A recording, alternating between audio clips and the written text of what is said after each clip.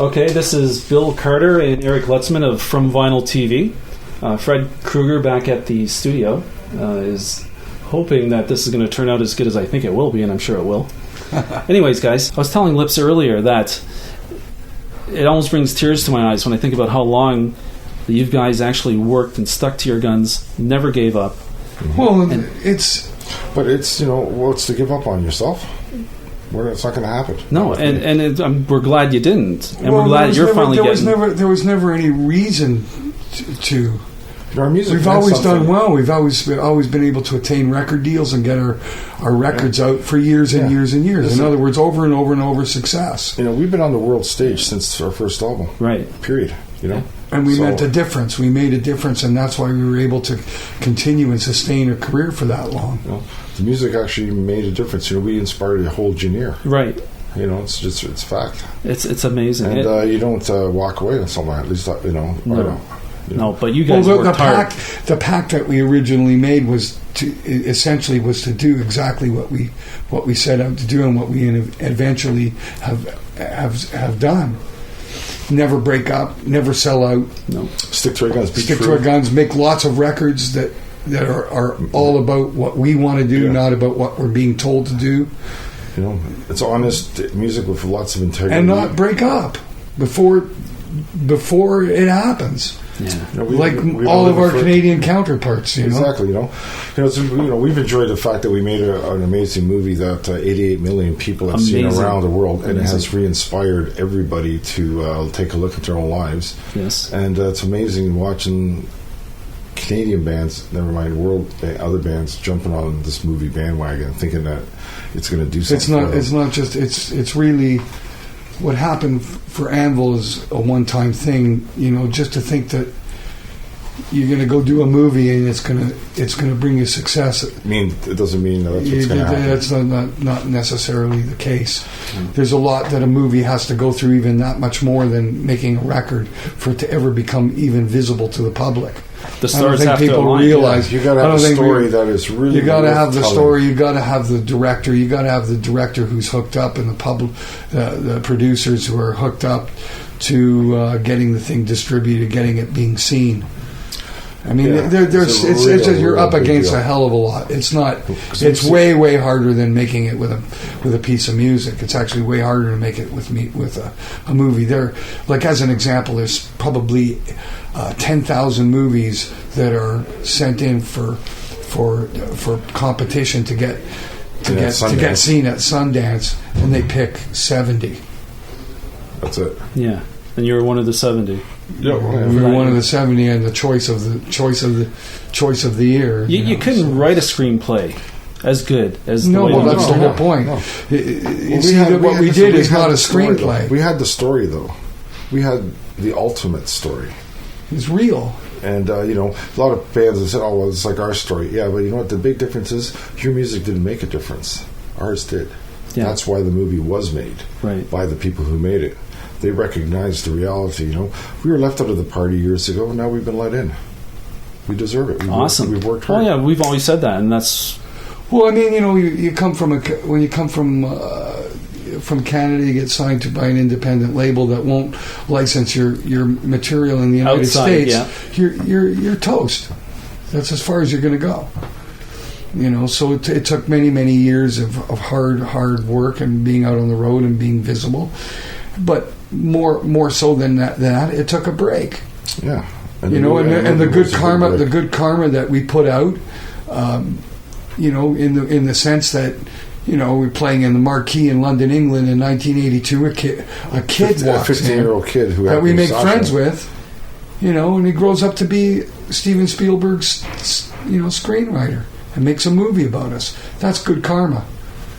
Have we turned that kid away at the door, or not asked him to come on the road with us and give him the time of his life?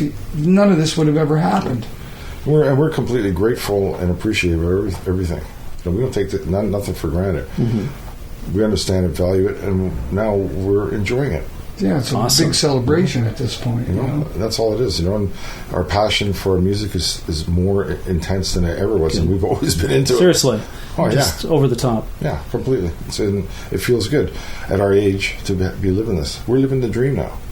Good. We were And it's always- not. I think it's actually a fortunate thing, in a certain sense, the way that everything worked out. All the music that we made for most of our adult life is all exactly what we wanted to do, the way we wanted to do it, when we wanted to do it. That's right. And we're getting justice. We had justice brought to us by that movie that put the eyes of the world on us, which then opened up all kinds of other doors. Now we have management, we have all the peripheral stuff You got that the it crew takes out to there. make We it. have all the ultimate team around a band that you need to totally be successful and do the right things. And we have that all in place for the last 3 years. It's been incredible.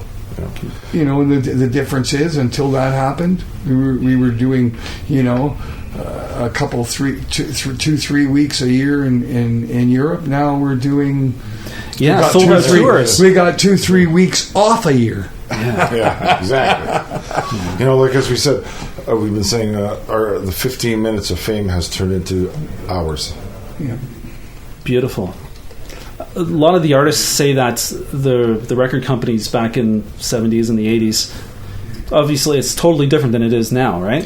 Whatever labels are left. There ain't very many labels left. Right. The industry is pretty well changed. So when Lars was raising the red flag and going, guys, we're going to kill the music industry. Everybody's getting music for free. Everybody wanted to shoot him down, and now we got no music business. The industry is serving Anvil better now, though. Would you say?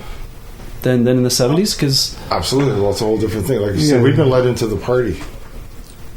I mean, that's what it feels like. It really feels like someone opened up the door. You're welcome in now. And the party's small now, actually. Yeah, it is. In comparison to... Yeah, but, we're in where we want to be. We've always wanted to be successful in the United States, and that is happening.